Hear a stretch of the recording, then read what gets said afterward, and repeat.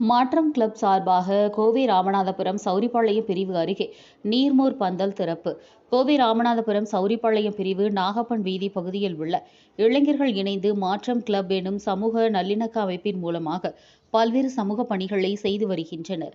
இந்நிலையில் கோடை வெயில் கொளுத்தி வரும் நிலையில் பொதுமக்கள் தாகம் தீர்க்கும் விதமாக மாற்றம் கிளப் சார்பாக ராமநாதபுரம் சௌரிபாளையம் பிரிவு நாகப்பன் வீதியில் நீர்மோர் பந்தல் திறக்கப்பட்டது.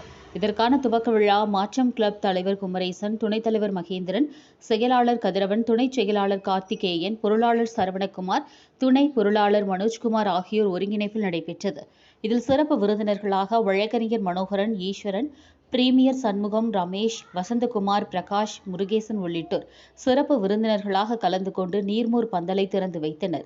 இந்நிகழ்ச்சியில் மாற்றம் கிளப் நிர்வாகிகள் கேபிள் பாபு, பாக்கியராஜ், பிரபு, தினேஷ், நரேந்திர பிரசாத், நவீன், கதிர்வேல், அமீன், ஞானசேகர், பிரகாஷ், புவன், சஞ்சய், அகிலன், தினேஷ்குமார், கார்த்திக், விக்னேஷ், சங்கர், பிருத்திவி, ஷாம்குமார், தமிழ், விஷ்ணு விஜயகுமார், அப்சல், ஆதில், மோனிஷ், ஜெய்சன், கௌஷிக், பிரதீப், அபிஷேக், ஹரி மற்றும் மகளிர் அணி நிர்வாகிகள் கவிதா, உமா மகேஸ்வரி, சுகுணா, கலைச்செல்வி, வினிதா, பவித்ரா, ஹரிப்பிரியா, சானு, நந்தினி உள்ளிட்ட பலரும் கலந்து கொண்டனர்.